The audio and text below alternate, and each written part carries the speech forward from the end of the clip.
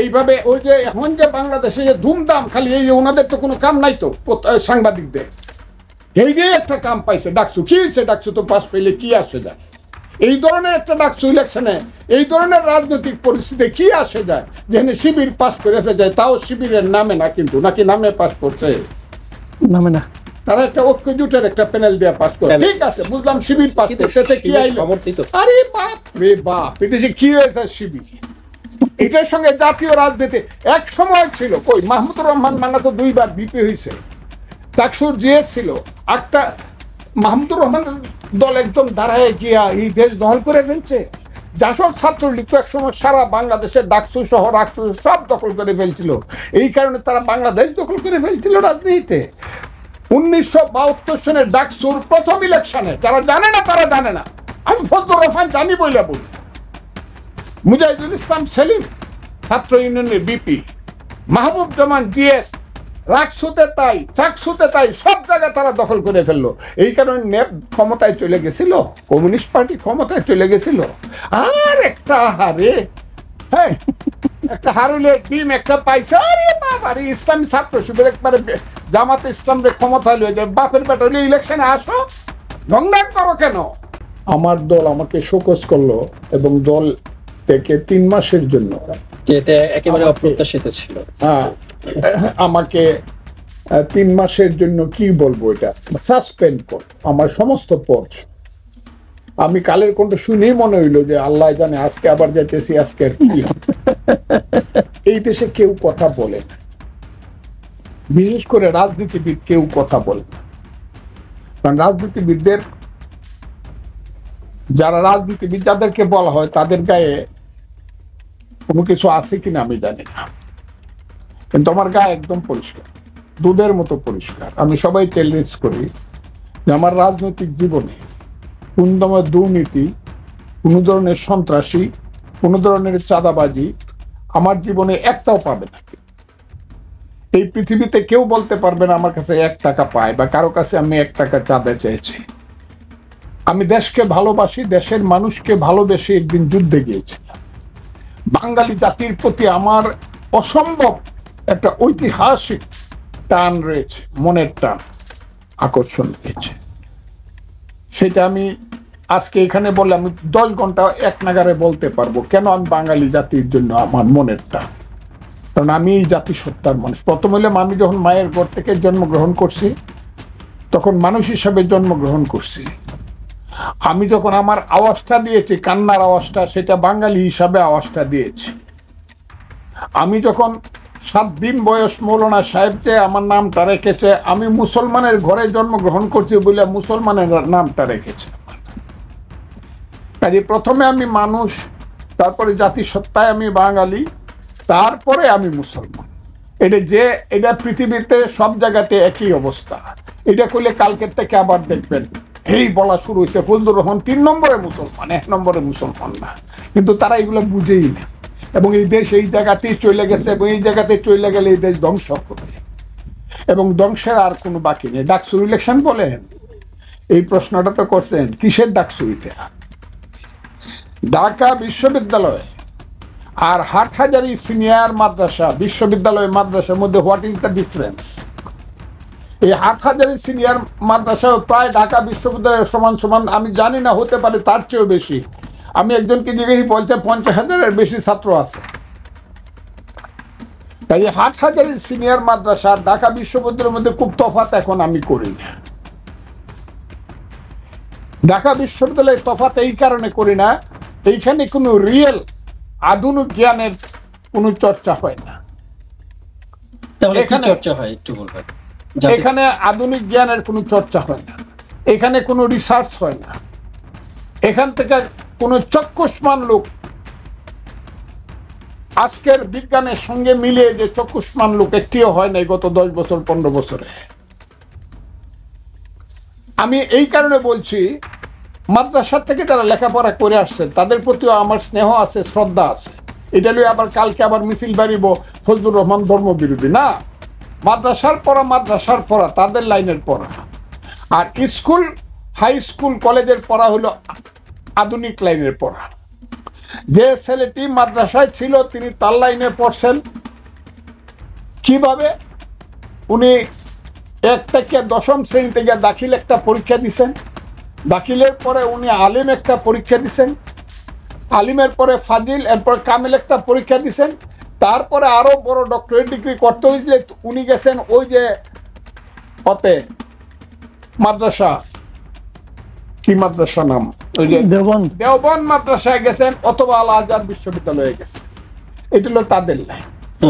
না আমি একটু আর জানতে চাচ্ছি আমাদের লাইন হলো এটা, আমি যে আধুনিক শিক্ষাগর যে আমি 1 to 10 পরীক্ষা লেখাপড়া করছি, তারপর আমি এসএসসি পরীক্ষা দিছি, এটা হলো মডার্ন আধুনিক শিক্ষা ব্যবস্থা। তারপরে এইচএসসি পরীক্ষা দিচ্ছি, জি জি জি। তারপরে বিএ অনার্স এমএ পড়ছি। ফজলুর রহমান, আমি আপনার কাছে জানতে চাচ্ছি যে ডাকসু নির্বাচন ভরাডুবি আমার হয়েছে। কথা না শুনলে আপনি বুঝবেন না তো। আচ্ছা আচ্ছা, প্লিজ 1 নম্বর কথা হলো যে শেখ হাসিনা হলে এটার জন্য সবচেয়ে বড় দায়ী, ঢাকা বিশ্ববিদ্যালয়কে মাদ্রাসা বানানোর জন্য।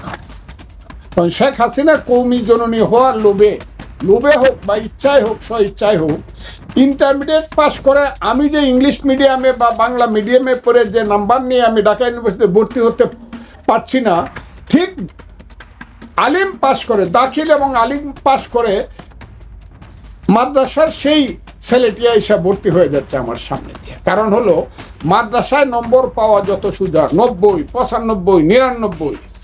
আমার ইংরেজিতে শুধু অঙ্ক বাদে, ইংরেজি বা সায়েন্স বাদে, সায়েন্সও কম, শুধু ইংরেজি বাদে, শুধু মানে কি বলবো, শুধু অঙ্ক বাদে এত নাম্বার, বাংলায় আপনি যতই পরীক্ষা দেন 60 পাইতে আপনার জীবন বেরিয়ে যায়, 50। ঠিক না কথাটা? কাজেই কম্পিটিশনে এখানে যারা ইংলিশ লাইন থেকে ইন্টারমিডিয়েট পর্যন্ত পড়ে আসতেছে, মডার্ন লাইন থেকে আধুনিক শিক্ষা, তারা এসে বিশ্ববিদ্যালয়ে ভর্তি হতে পিছনে পড়ে যাচ্ছে মাদ্রাসা ছাত্রদের সঙ্গে।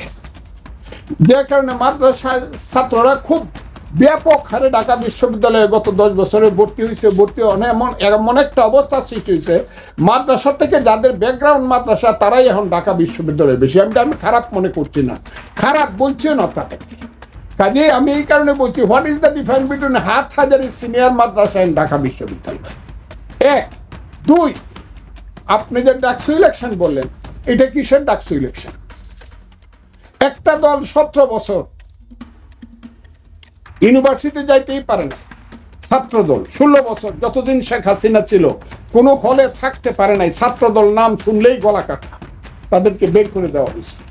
শিবিরকেও যাইতে দেওয়া হয় না।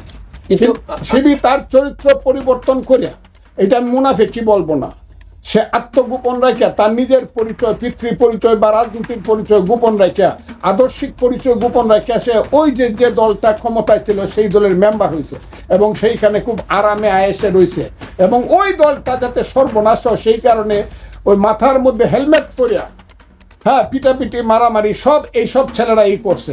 এরাই আবার ভালো মানুষ সাজে। যখন ওই ছাত্রলীগ সংগঠনটা বা আওয়ামী লীগের যখন দুর্দিন আসছে, তখন তারা স্বরূপে আবির্ভূত হয়ে বলছে, ফি নারী জাহান্নামা খালিদিনা ফিহা, আওয়ামী লীগ ছাত্রলীগ জাহান্নামে যাক, আমি আমার লা ইলাহা ইল্লাল্লাহু মুহাম্মাদুর রাসূলুল্লাহ, আমার ধর্মে আমি ফিরত আসলাম, আমি হইলাম জামাতের শিবির কর্মী। এবং সেই জামাতের শিবির কর্মীরা এখন ডাকসুর বিপিজিএস। কিন্তু যারা ছাত্রলীগে ছিলেন, আওয়ামী লীগের অনেক শিক্ষার্থী তো আওয়ামী লীগ এবং ছাত্রলীগের প্রতি বিরক্ত ছিলেন, কিন্তু ওনারা যদি আপনার ছাত্রলীগে থেকেই থাকেন, আবার যেহেতু ওনারা আবার নিজেদেরকে শিবির পরিচয় দিয়েছেন, শিক্ষার্থীরা কেন তাদেরকে তাহলে ভোট দিলেন? এখানে কোনো রাজনীতি নাই, নো পলিটিক্স। এইভাবে ওই যে এখন যে বাংলাদেশে যে ধুমধাম, খালি এই ওনাদের তো কোনো কাম নাই তো, সাংবাদিকদের এই যে একটা কাম পাইছে ডাকসু, কি হয়েছে ডাকসু তো পাস পেলে কি আসে যায়? এই ধরনের একটা ডাকসু ইলেকশনে এই ধরনের রাজনৈতিক পরিস্থিতি কি আসে যায়, যেখানে শিবির পাস করে যায়, তাও শিবিরের নামে না, কিন্তু নাকি নামে পাস করছে, নামে না, তারা একটা ঐক্য জোটের একটা প্যানেল দিয়ে পাস করে। ঠিক আছে, বুঝলাম শিবির পাস করতে, কি আইলো? আরে বাপ রে বাপ, এটা কি হয়েছে শিবির? এটার সঙ্গে জাতীয় রাজনীতি এক সময় ছিল। কই মাহমুদুর রহমান মান্না তো 2 বার বিপি হয়েছে, চাকসুর জিএস ছিল, একটা মাহমুদুর রহমানের দল একদম দাঁড়ায় গিয়া এই দেশ দখল করে ফেলছে। জাসদ ছাত্রলীগ তো একসময় সারা বাংলাদেশের ডাকসু সহ রাকসু সব দখল করে ফেলছিল, এই কারণে তারা বাংলাদেশ দখল করে ফেলছিল রাজনীতিতে। 1972 সনের ডাকসুর প্রথম ইলেকশনে, যারা জানে না তারা জানে না, আমি ফজলুর রহমান জানি বইলা বলি, মুজাহিদুল ইসলাম সেলিম ছাত্র ইউনিয়নের বিপি, মাহবুব জামান জিএস, রাকসুতে তাই, চাকসুতে তাই, সব জায়গায় তারা দখল করে ফেললো। এই কারণে নেপ ক্ষমতায় চলে গেছিল, কমিউনিস্ট পার্টি ক্ষমতায় চলে গেছিল। আর একটা হারে, হ্যাঁ, একটা হারুলের ডিম একটা পাইছে, আরে বাবা রে, ইসলামী ছাত্র শিবির একবারে জামাতে ইসলামের ক্ষমতায় লয়ে যায়। বাপের বেটা হলে ইলেকশনে আসো, দংডাং করো কেন? ন্যাশনাল ইলেকশনে আসো। ওইটা কি হয়েছে? এটা চক্রান্ত। কি চক্রান্ত বলবো? ওই আজকে আলোচনা শুনতেছিলাম, ইউটিউব না বিদেশি আলোচনা শুনতেছিলাম, who have got money in the pocket, কত টাকা করে দেওয়া হয়েছে প্রত্যেকটা হলে, কিভাবে ভোটকে প্রতারিত এবং প্রভাবিত করা হয়েছে এটা সবাই জানে। জানে না শুধু বিএনপি, কারণ বিএনপি আছে সেই মুহে 12ই ফেব্রুয়ারি ক্ষমতায় গিয়া প্রধানমন্ত্রী মন্ত্রী হইমু ক্ষমতায় যাবো। আমার দলের কথাই বলছি, দল আমাকে সাসপেন্ড করছে, শুধু বিএনপি জানে না। আর যারা চিন্তা করে সবাই তো জানে যে যে দল বিএনপি বলল আমরা স্থানীয় নির্বাচন চাই না, মেয়র ইলেকশন চাই না, উপজেলা ইলেকশন, শুধু পার্লামেন্ট ইলেকশন চাই, সেই দল কেন ডাকসু ইলেকশনে রাজি হইল? তাইলে বুঝতে হবে আইকিউতে একটু ত্রুটি আছে। বিএনপি কেন ইলেকশনে যাবে? যে শখটা জামাত এবং শিবির দীর্ঘদিন যাবৎ অন্ধকারের মধ্যে তারা সাজাইছে, অর্থ বৃত্ত সবকিছু দিয়া। আমি আজকে বলতে চাই, যারা লেখাপড়া, কালকে আমার নামে মিছিল হবে, এইখানে বিশ্ববিদ্যালয়গুলো দখল করার জন্য জামাত কত চেষ্টা করে, তাদের অর্থনৈতিক খরচ কত, এটা সীমাহীন। আচ্ছা, তাহলে আপনারা কেন পারলেন না? যা কোনটা এই যে বিশ্ববিদ্যালয় আপনারা টেম্পো স্ট্যান্ড এবং বাস দখল করেছেন, জামায়াত হচ্ছে বিশ্ববিদ্যালয় প্রশাসন দখল করেছেন, আপনারা কেন পারলেন না? কোনটা আমরা পারলাম না? আমাদেরকে, আমরা তো রেডি না। সেই প্রতিফলন কিন্তু এখন শিবির পাচ্ছে, বিশ্ববিদ্যালয় দখল করার কারণে কিন্তু ডাকসুতে জয়ী হয়েছেন। ডাকসুর ফলাফল আসলে বলা আমি তো বললাম তো, তারা তো এই লক্ষ্যে কাজ করছে। আমরা তো শেখ হাসিনাকে সরানোর লক্ষ্যে 15 বছর কাজ করছি, সমস্ত আক্রমণটা তো আমাদের উপরে হয়েছে। আর ছাত্র সংগঠনের শিবিরের উপর তো কোনো আক্রমণ হয় না, কারণ শিবির তো খুঁজে পাওয়া যায় না, শিবির তো সব ছাত্রলীগের ভিতরে ঢুকে গেছে। এটি তো অনৈতিকতা, রাজনীতির, এটা তো immorality. This is the immorality in the politics. এই ইমোরাল শক্তি তো জিতছে। আমি তো 17 বছর যাবৎ আমি জগন্নাথ হলে যাইতে পারি নাই, জোরলোক হলে যাইতে পারি নাই, মুজিব হলে যাইতে পারি নাই, জিয়া হলে যাইতে পারি নাই, কোনো হলে আমি যাইতে পারি না। আমি তো ওখানে বসি নাই, কারণ তো বললাম যে শুধু জানে না বিএনপি যে ইলেকশনটা হইলে কি হবে, কারণ বিএনপির তো এখানে এই ইলেকশন বলবে তারা, না আমরা 6 মাস পরে বা জাতীয় ইলেকশনের পরে ইলেকশন করবো, এটা বলা উচিত ছিল। আচ্ছা, ঠিক আছে, এটা সব জায়গাতে হয়েছে। গত 25 বছর 30 বছর ইলেকশন হয় না। একটা ইলেকশনের জন্য আপনার কি এত তাড়াহুড়া লাগে গেল যে ডাকসু ইলেকশন করতে হবে? ডাকসু ইলেকশন তো 20 বছর যাবত হয় না। একটা ধন্যবাদ ফজলুর রহমান। আমি